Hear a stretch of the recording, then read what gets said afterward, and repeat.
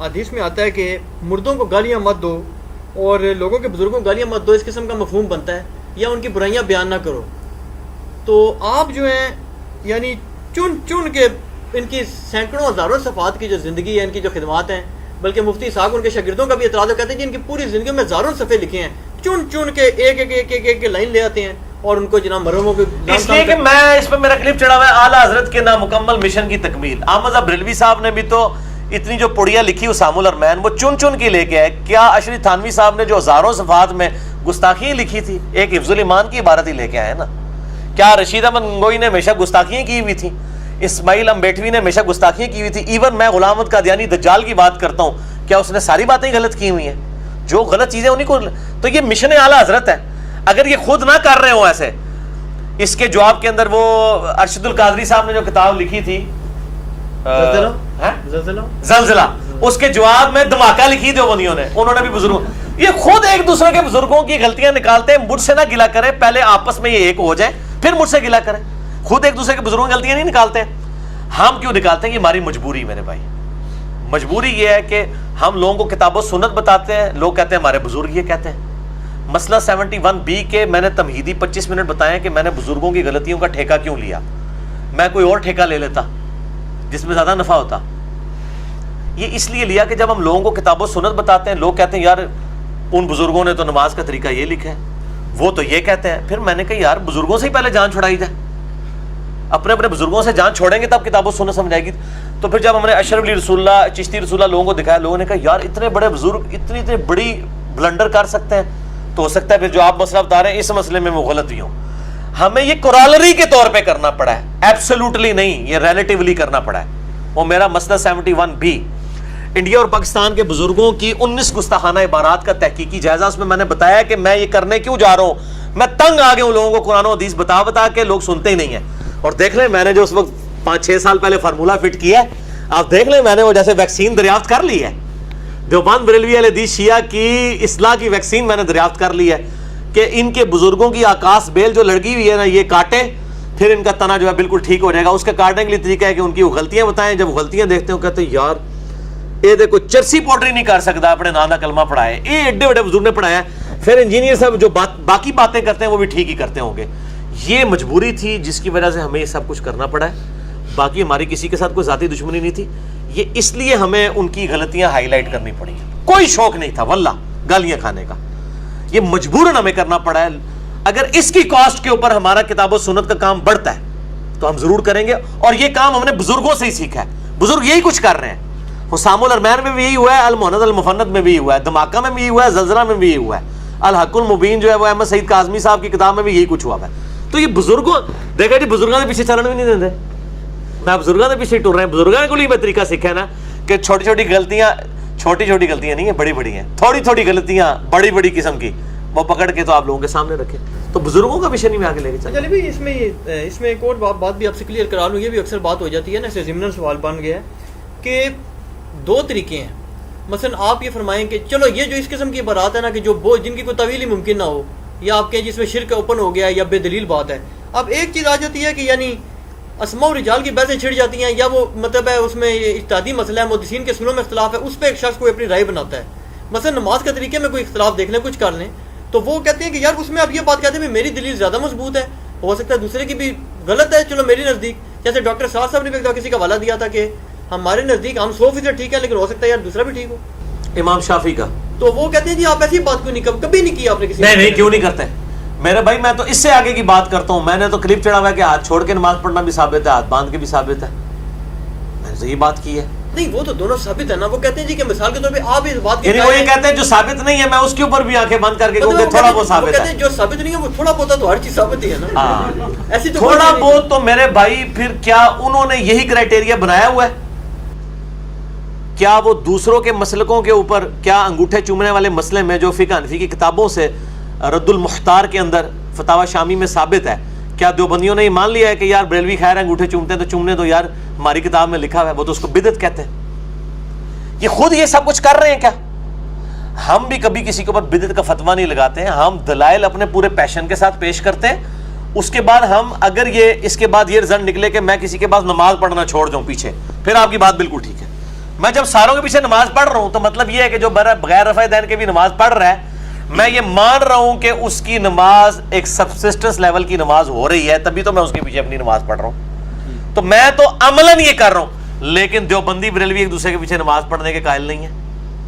تو اللہ کے بندے، آپ جب بھی ڈیپ ڈگ کریں گے انجینئر صاحب، آپ ان سے 1 کروڑ گنا آپ کو بہتر نظر آئیں گے. یہ صرف ان کے دعوے ہیں، ٹھیک ہے نا. وہ جب آپ ان کو ڈیپ ڈگ کریں گے ان کی اصلیت آپ کے سامنے آ جائے گی، یہ خود کس لیول کے اوپر اترے ہوئے ہیں. ہم اختلاف رائے کرنے کے بعد کہتے ہیں کہ یہ جو کچھ میں نے حق بیان کیا وہ مطلب اللہ تعالیٰ قبول فرمائے. اگر غلط بات ہوگی اللہ تعالیٰ ہمارے دلوں سے معاف کرتے ہیں. اور ہم وثوق کے ساتھ، ظاہر ہے میں تو وہ کہتے ہیں نہیں اتنا اوور کانفیڈنٹ ہے. بھائی اوور کانفیڈنٹ اس لیے ہو کہ میں اگر قرآن اور حدیث کے بارے میں اوور کانفیڈنٹ نہ ہوں تو میں بے ایمان ہو جاؤں. میں فنڈامنٹلسٹ بھی ہوں. اگر میں کہتا ہوں کہ یا علی مدد کہنا بالکل غلط ہے، یہ شرکیہ کلمہ ہے، تو میں اس لیے کانفیڈنٹ ہوں کہ ایاک نعبد و ایاک نستعین میں نے پڑھا ہوا ہے. تو میرے ایمان کا تقاضا ہے کہ میں قرآن و سنت کے دلائل پہ پورے پیشن کے ساتھ اپنی بات پیش کروں. یہ ایمان کا تقاضا ہے. ہاں اس کی بنیاد پہ اگر میں تکفیر کر رہا ہوں کسی کو اسلام سے نکال رہا ہوں، آپ کی جوتی میرا سر، لیکن ایسا نہیں ہے. لیکن جن لوگوں کی وکالت میں آپ مجھے کہہ رہے ہیں نا، وہ لوگ یہی کرتے ہیں، انہوں ایک دوسرے اسلام سے نکالتے ہیں. اچھا علی بھائی، اب ایک کوشچن ہے جو کہ بار بار ہی ہو رہا ہے، وہ یہ ہے کہ آپ نے جتنی بھی تنقید کی، ابھی بھی آپ نے مطلب اپنے جو باتوں کے اس میں آرگومنٹس دیے ہیں، ان ساروں کی بنیاد یہ ہے کہ جی ان کے اکابرین نے ایسا کیا ہوا ہے، دیوبندی ہوں، بریلوی ہوں، اہل حدیث ہوں یا شیعہ ہوں، ایون کہ جو آزاد خیال ہیں جیسے غامدی صاحب ہیں، ان سے بھی آپ کے ذرا اختلافات اور ہونے چاہیے. اب سوال یہ پیدا ہوتا ہے کہ میں ان کا نمائندہ نہیں ہوں، یہاں پہ جتنے اشخاص بیٹھے ہیں یہ سارے ان کے نمائندے نہیں ہیں، بلکہ ہمیں تو تانا دیا جاتا ہے کہ ہم تو آپ کے مقلد ہیں. آپ کے مقلد ہیں. ہمیں تو مجھے تو لوگوں نے کہا کہ نقوی کا ذرا ایڈریس ہمیں دیں، اس کو تمیز نہیں ہے انجینئر صاحب سے بات کرنے کی، اس کو ہم ذرا ایک بار مزہ چکھائیں. ہمیں تو لوگ یہ بھی کہتے ہیں. تو ہم نے تو کبھی نہیں لوگوں کو آپ کا موبائل نمبر بھی نہیں دیا. ٹھیک. اچھا اس حوالے سے کہ یار اس کو سیدھا کرو ذرا، یہ بڑی گستاخیاں کرتا ہے. آج تک آپ کی آپ تو بلکہ خود کہہ رہے تھے آپ کی والدہ نے آپ کو ڈانٹا ہے کہ انجینئر صاحب سے آپ نے. تو میں تو الحمدللہ مجھے غصہ کیوں نہیں آتا؟ اس لیے کہ میں اس ڈاکٹر کی مانند دوں جو ایک مریض ہے، اس کو تو یار پکوڑے بھی کڑوے لگیں گے، اس کو تو زردہ بھی کڑوا لگے گا جو مریض ہے. تو میں آپ کو مریض کے طور پہ ٹریٹ کرتا ہوں. ایک بندے کا تو میں نے آڈیو آپ کو فارورڈ کروائی تھی ایک بندے کے تھرو، میں تو یوز نہیں کرتا ہوں واٹس ایپ. اس نے کہا کہ یار یہ تو پاگل آدمی ہے جو آپ نے سامنے بٹھایا ہوتا ہے. وہ سمجھدار آدمی بٹھایا کرے، عجیب اوٹ پٹانگ باتیں کرتا رہتا ہے، اور وہ کہتا ہے یہ جو باطل قائد ہیں ان کے دلائل کو اوپر لے کے جا رہا ہوتا ہے، جو اہل حق ہیں جو ان کے نزدیک، وہ چونکہ اہل حدیث تھا وہ سمجھتا تھا میں اہل حق ہوں، تو وہ کہتا ہے اہل حق کو یہ نیچا کرتا ہے. اس کی تو کوشش ہوتی ہے اہل حق کو نیچا کرے. چلیں یہ تو تاثر کم از کم لوگوں کو پیغام جائے گا نا کہ ہمارا یہ کوئی پلانٹیڈ نہیں ہوتا سلسلہ. مطلب وہ لوگوں کو پہلے ہی پتا پلانٹیڈ نہیں ہے. مجھے سوالات آتے ہیں میں اسی شدت سے آپ پہ پیش نہیں کریں، مجھے کوئی اعتراض نہیں ہے، لیکن میں آپ کو بتا رہا ہوں مجھے کوئی اعتراض نہیں ہے. ٹھیک، ہاں آپ کریں. اچھا اس میں اب یہ ہے کہ جب آپ بریلوی علماء پہ اعتراض کرتے ہیں تو انصاف کا تقاضا یہ ہے کہ آپ پھر مفتی محمد عباس رضوی صاحب کو فیس کریں، کیونکہ وہ اپنے اکابرین کے ایک مستند یعنی کہ یہ وکیل ہیں. اس کے بعد جب آپ دیوبند کی بات کرتے ہیں تو آپ الیاس گمر صاحب کو فیس کریں. جب آپ اہل حدیث کی کرتے ہیں تو آپ مثال کے طور پہ غلام مصطفیٰ ظہیر احمد پوری صاحب کو کریں. اور جب آپ شیعہ کی کرتے ہیں تو آپ حسن اللہ یاری کو چلیں، نہ بھی کریں وہ تو خود بھی چیلنج کرتا پھر رہے، تو آپ آفتاب جوادی صاحب کو فیس کریں. اور جب آپ آزاد خیالوں کو کرتے ہیں تو آپ علامہ غامدی صاحب سے ڈیبیٹ کریں. یعنی یہ اپنے چند لوگوں کو اگر آپ بٹھا لیں. اور پھر ایک اور چیز ہے، وہ کہتے ہیں جی آپ چیلنج کے عنوان سے چڑھاتے بھی رہتے ہیں، پھر آپ ہمارے اکابرین کا دفاع کرنے کے لیے اپنے لوگوں کو. اور شاہ جی ان کو بتائیں چیلنج کا مطلب پہلے سیکھیں. چیلنج کو آپ جا کے ڈکشنری میں لکھیں چیلنج کا مطلب کیا ہے. چیلنج کہتے ہیں مشکل صورتحال جو درپیش ہو، اس کو کہتے ہیں یہ چیلنجنگ صورتحال ہے. میرا کسی کلپ میں لکھا ہوتا کہ فلاں کو مناظرے کا چیلنج، یہ کہیں پڑھا ہے آپ نے؟ ہمیشہ چیلنج، علمی چیلنج کہ اب یہ آپ کے علم کے اوپر امتحان آ پڑا ہے، آپ کے لیے چیلنج بن گیا ہے کہ آپ اس بات کا جواب دیں، ہمیں نہیں اپنی عوام کو. میں نے چشتی رسول اللہ دکھایا تو بریلویوں نے اپنی عوام کو بتایا تھا کہ اشرف علی رسول اللہ کی وجہ سے دیوبندی سارے کافر اور گستاخ رسول ہیں. میں نے چشتی رسول اللہ دکھایا. اب آپ کے لیے علمی چیلنج ہے کہ اپنی عوام کو سیٹسفائی کریں اسی رسول اور مبادی کے اوپر آپ اپنے بزرگوں کا دفاع کیسے کرتے ہیں. یہ علمی چیلنج کو پہلے انگریزی سیکھو. اور ایک بندے نے میں ایک لیکچر میں نے بول دیا کہ بعض اصحاب جو ہے جنگ جمل صفین میں کے معاملے میں نیوٹرل ہو گئے تھے. وہ کہتے ہیں نیوٹرل تھے، کہتے ہیں پاگل مجھے دماغ ہی چل جائے. تو آپ نے گستاخی کری. نیوٹرل کہتے ہیں غیر جانبدار کو. اب جن لوگوں کو انگریزی نہیں بیچاروں کو آتی ہے ان کو کہ یار اپنے کسی شاگرد سے پوچھنے چیلنج کا مطلب کیا ہوتا ہے. اگر اور مناظرے کا چیلنج، میں کوئی مناظرے کا چیلنج نہیں کرتا، میں اپنے علمی دلائل سامنے رکھتا ہوں کہ یہ میرا موقف ہے، اب آپ اپنی عوام کو سیٹسفائی کریں. یہ آپ کے لیے چیلنج ہے. مفتی جو ان کے جو ہیں اپنا نہیں دوسرے خادم حسین رضوی اس وقت لیڈرشپ پہ تو وہ ہے نا, پائلٹ تو وہ بنے ہوئے نا بریلویوں کے, ان کو میں نے چیلنج دیا ہے کشف المجوب کی عبارت کا, چشتی رسول اللہ, زید ابن عرصہ والا سکینڈل, نبی علیہ السلام کا ان کی بیوی کے ساتھ سکینڈل, نعوذ باللہ, کشف المجوب سے وہ 4.5 لاکھ لوگ دیکھ چکے ہیں یوٹیوب کے اوپر. خادم حسین رضوی کو اوپن چیلنج, وہ اس میں پڑھے, میں نے اس میں قطعاً نہیں کہا کہ میں آپ کو چیلنج کرتا ہوں آپ مجھ سے مناظرہ کریں, میں کیوں کہوں, مجھے پتا مناظروں کو اینڈ نہیں ہوتا. آپ اپنے بزرگوں سے مناظرہ کریں, اپنی عوام سے مناظرہ کریں. ہم چیلنج کہتے ہیں کہ آپ کے لیے چیلنج ہے کہ آپ اپنی عوام کو جواب دیں. یہ کلپ ہم چیلنج کے لفظ کے ساتھ اس لیے چڑھاتے ہیں تاکہ ان کی عوام بھی دیکھے کہ یار کسی نے ان کو چیلنج کیا ہے اس حوالے سے کہ ان کے نظریات کو چیلنج کیا ہے. ان کو یہ چیلنج نہیں کیا کہ آپ دفاع کریں, آپ اپنی عوام کو دفاع کر کے بتائیں کہ چشتی رسول اللہ بالکل برحق ہے. پھر علماء تو خود ہی پھر تہاڈی عوام ہی تو جواب دے گی, چندے بھی ڈال دے گی, تو ڈنڈے بھی مارے گی, پتہ چل جائے گا. تو چیلنج تو بنا ہوا ہے, وہ ابھی تک چیلنج ہی ہے. باقی جو میرے خلاف کلپ چڑھاتے ہیں لوگ, مجھے لوگ کہتے ہیں جواب دیں, مجھے جواب دینے کی ضرورت ہی نہیں. وجہ یہ ہے کہ میں نے ایک کلپ کے اندر ایک دعویٰ کیا, دوسرے نے بھی دعویٰ کیا. آپ اوریجنل کتاب کھول کے دیکھ لیں, اگر وہ ٹھیک ہے آپ اس کی بات مان لیں, میری ٹھیک ہے تو مان. ہر بات کا جواب تو میں نے دینے کا ذمہ دار تو نہیں ہونا, جواب کا تو جواب نہیں ہوتا. اس طریقے سے لوگ مشہور ہونے کے لیے بھی کرتے ہیں, تو میں کس طریقے سے کسی کو اس طرح کا جواب نہیں دوں گا. میں نے پوائنٹ آف ویو سامنے رکھا, اگر کوئی دوسرا دلیل کے ساتھ پوائنٹ آف ویو دے رہا ہے, صرف جواب نہیں, وہ تو اسی طریقے سے نا کہ بندہ بغیر وضو نماز پڑھ کے آیا ایک عالم صاحب کے پاس, ان سے پوچھا بغیر وضو کے نماز ہو جاتی ہے, وہ کہتا ہے نہیں ہوتی. ان کا میں ہوں پڑھ کے آیا, کس طرح نہیں ہوتی؟ تو پڑھنے سے تو نہیں ہو جائے گی نا, جواب دینے سے. جواب انجینئر صاحب کو جواب ہو تو نہیں جائے گا نا, واقعی جواب بھی ہونا چاہیے, شڑول نہیں ہونی چاہیے. شڑول شاہ جی کہتے ہیں نا جیڑی ہے بھی جنہیں کو بغیر دلیل دے کو گل ایک چوہا چھوڑ دیتا جائے, ٹھیک ہے نا, یہ کوئی گندا اس ولگر لفظ نہیں ہے. باقی کہ ہمارا کوئی کام علمیت جھاڑنا نہیں. ہم پنجابی کے لفظ بھی, کئی لوگ کہتے ہیں انگریزی کے لفظ نہ بولیں, کئی لوگوں نے بھی گلا کیا ہے جی, سمجھ نہیں آتے. میں کوشش کرتا ہوں انگلش کے الفاظ کے بغیر بھی جو باقی مقدمہ آپ کو سمجھ آ جائے, میں ایسے الفاظ استعمال کرتا ہوں. اس طریقے سے اردو کے بیان کے دوران پنجابی کے محاورے بولنا, یہ مطلب مجبوری بعض اوقات بن جاتا ہے, کیونکہ ہمارے آڈینس ہر طرح کے لوگ ہیں. ہم نے اپنی ڈگری کو ویریفائی نہیں کرانی, لوگوں کے اوپر روب تو نہیں ڈالنا کہ جی ہماری اتنی بڑی ڈگری ہے تو جناب آپ اس لیے ہم انگریزی بول نہیں سکتے. بھائی اللہ تعالیٰ نے بھی تو مکھی مچھر کی مثال دی ہے, اگر اللہ تعالیٰ بھی چاہتا تو جناب کوئی بوئنگ 747 کی مثال دینا, کوئی پلانٹس کی مثال دینا, ٹھیک ہے. بات تو ہے کہ جو جس لیول کا بندہ ہے اس کو بات سمجھانی.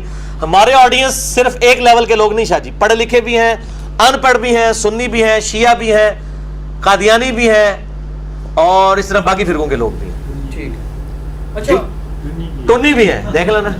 فائنل کوسچن علی بھائی, ختم ہو گئے جی الحمدللہ.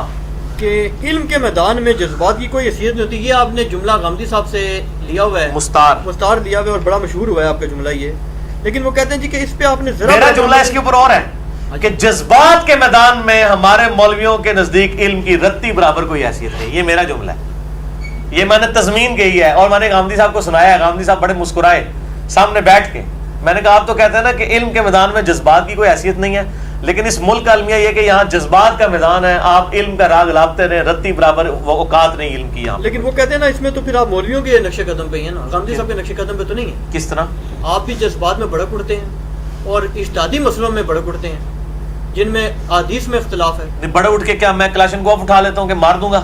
نہیں, وہ کہتے ہیں مطلب آپ کلاشنکوف تو نہیں اٹھاتے, لیکن یہ ہے کہ بس وہ زبان سے کلاشنکوف ہی ہوتی ہے. زبان سے کلاشنکوف چشتی رسول اللہ اور اشلی رسول اللہ پہ میں اجتہادی مسئلوں میں. ایک منٹ, اس پہ انہوں نے مان لیا کہ میرا غصہ ٹھیک ہے کیا؟ کن پہ؟ گستاخانہ عبارتوں کے اوپر. ان کو تکلیف ہی ساری اس سے ہے. وہ تو کہتے ہیں ہمارے ساتھ بیٹھے دفاع کرتے ہیں, ہم دفاع کریں. وہ دفاع اپنی عوام کے سامنے کریں تاکہ ایک ممتاز قادری اٹھے اور چشتی رسول اللہ کا دفاع کرنے والے کو ٹھوک دے. ہم تو چاہتے ہیں یہ سارے ٹھوکیں, دفاع کریں اپنی پبلک کے سامنے. تو گستاخانہ عبارتوں کے اوپر اگر ہم نہ بڑکیں تو ہم بے ایمان ہو جائیں, نہ بڑک کے. یہ تمہارے ایمان کا تقاضا ہے, ہم تو بڑکیں گے. باقی رہا اختلافی جو وہ فروئی مسائل ہیں, میں دیکھیں ایک انداز بیان ہے ہر بندے کا. صحیح مسلم حدیث ہے, نبی علیہ السلام جب تقریر کرتے ہیں آنکھیں سرخ ہو جاتی, آواز بلند ہو جاتی, جیسے کوئی جرنیل اپنی فوج کو تیار کر رہا ہوں. آپ صلی اللہ علیہ وسلم کے بھی اندازے جو تقریر کا فن ہے وہ علیحدہ معاملہ ہے.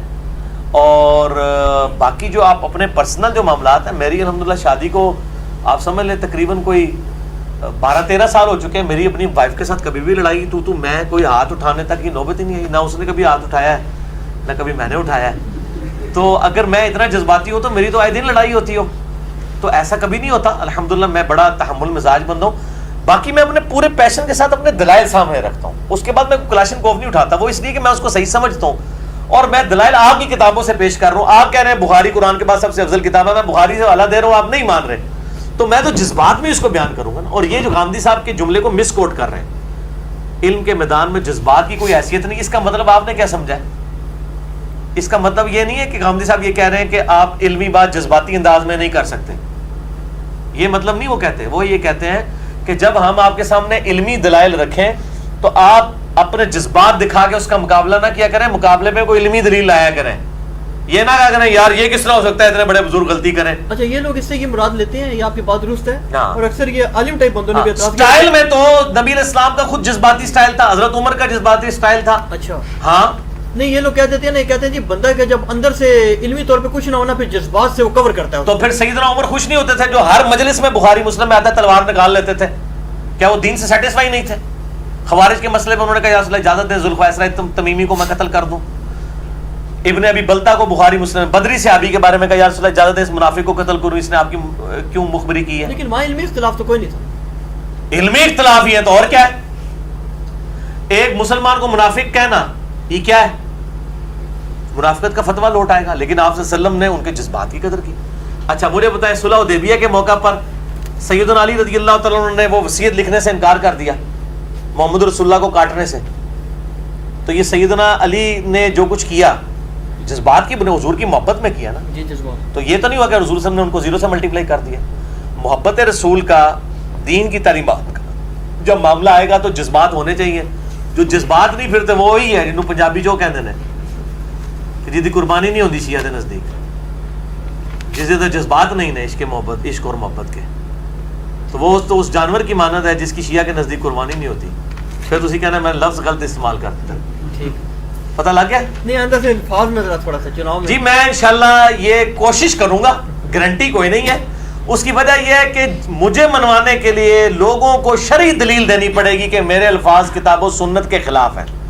باقی جو نبی علیہ السلام کے اخلاق کی بات کرتے ہیں نا, تو اگر یہ سیدنا عمر رضی اللہ تعالیٰ عنہ کے اخلاق کو یہ کہہ دیں کہ حضرت عمر بد اخلاق انسان تھے, نعوذ باللہ, تو میں بھی اپنے آپ کو بد اخلاق ماننے کے لیے تیار ہوں. میں تو ان سے بہت کم معاملہ کرتا ہوں. وہ تو تلوار نکال لیا کرتے تھے, کتنے صحابہ کی انہوں نے پھینٹی لگائی ہے, تو ان کو تو یہ کہتے ہیں نہیں جی وہ تو ان کا عشق رسول تھا, تو عشق رسول ختم تو نہیں ہو گیا. ہمیں بھی تو غصہ آتا ہے. میں کہتا ہوں چشتی رسول اللہ میں نے تو علمی اختلاف دیا, حضرت عمر ہوتے تھے جا کے شبیر برادر دی جناب دکان میں آگ لا چھڑ دیں. میں صحیح بتا رہا ہوں آپ کو, جنہوں نے کتاب عاشق بیش چھاپی ہے نا, ان کے عاشق بیش کی دکان کو ابھی تک آگ لگ چکی ہوتی ہے اگر حضرت عمر ہوتے. تو میں تو بہت نرم ہوں حضرت عمر کی نسبت سے. تو کچھ چیزیں میری نیچر میں ہیں, وہ میں اس سے باہر نہیں نکل سکتا. لیکن گارنٹی یہ ہے کہ ان کے بزرگ تو لوگ کہتے ہیں شیطان, حرامی اور پتہ نہیں کیا کچھ گندے گندے لفظ. میں نے کبھی الفاظ استعمال نہیں کیے. تو مجھے تو یہ لوگ تو مجھے تو اخلاقیات کا درس ہی نہ دیں. ان کے تو اپنے اخلاق بہت گرے ہوئے ہیں. میرے الحمدللہ جتنا کچھ بھی ہے کتاب و سنت کے فتوے کے اندر کوئی ایسی چیز نہیں جس کے اوپر شریک گرفت ہو, الحمدللہ. ہے شاہ جی ختم؟